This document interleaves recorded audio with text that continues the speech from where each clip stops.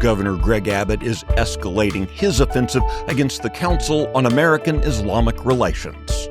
This is Wednesday, December 3rd, 2025. Texas Scorecard presents the day's first news for the Lone Star State.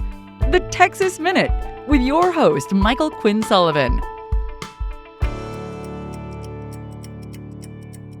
Welcome into this Wednesday edition of the Texas Minute. Thanks for spending part of your day learning about the issues facing the Lone Star State. Texas Tech is prohibiting the practice of race and sex-based political advocacy masquerading as scholarship. More on that coming up.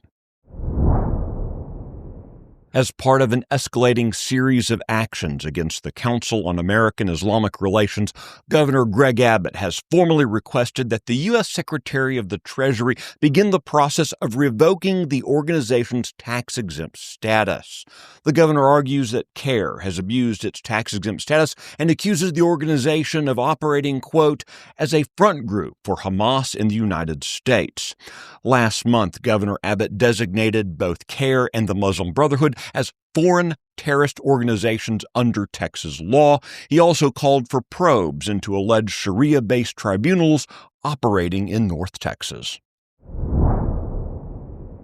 Just hours after State Representative Gary Van Dever announced that he wouldn't be seeking re-election, one of his allies, Paris businessman Josh Bray, declared his candidacy for the House District 1 seat, immediately setting up a contested Republican primary. Bray enters a race that already includes Chris Spencer, who previously ran with the endorsement of Governor Greg Abbott and forced Van Dever into a 2022 primary runoff. Spencer had announced his campaign earlier this year, well before Van Dever's retirement. Questions are now being raised about Bray's Republican credentials. Voting records show that in 2008, Bray cast a ballot in the Democrat primary. That was the year that Barack Obama and Hillary Clinton were competing for the presidential nomination. Bray also contributed financially to former Democrat State Representative Mark Homer.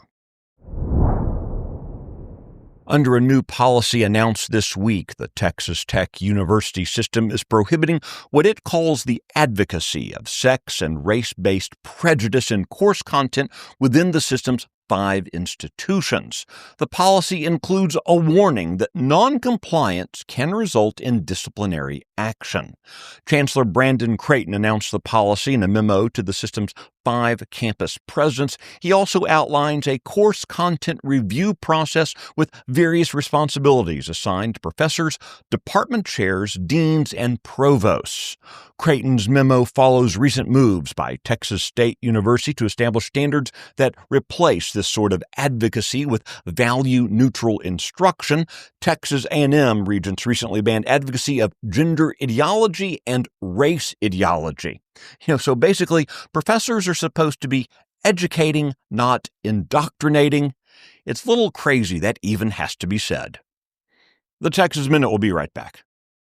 The Luke Macias Show is your access to what happens behind closed doors in Texas politics. Listen weekly to me, your host, Luke Macias, as I break down what is actually happening in conservative politics in the Lone Star State, a state that we all love and cherish.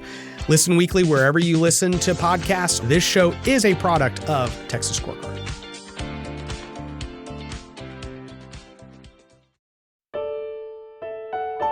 An implementation document being circulated by the Texas Library Association is informing school librarians that they don't have to remove existing books that violate new state content standards. That's guidance conflicting with both the text of the law and the author's stated intent.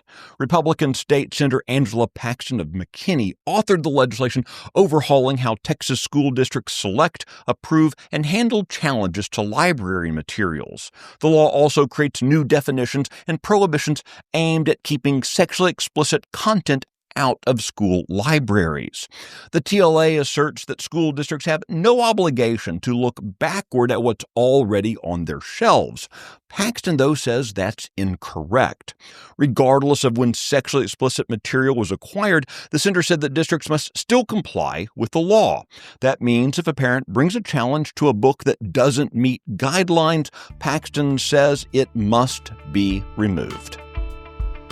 You can find details on that story and the others mentioned today and keep up with the latest news by visiting TexasScorecard.com. This edition of the Texas Minute was based on the original reporting of Brandon Waltons, Adam Kahn, and Sidney Henry. Our producer is Nick Shepard. I look forward to seeing you out around the Lone Star State. Now let's go make it a great day.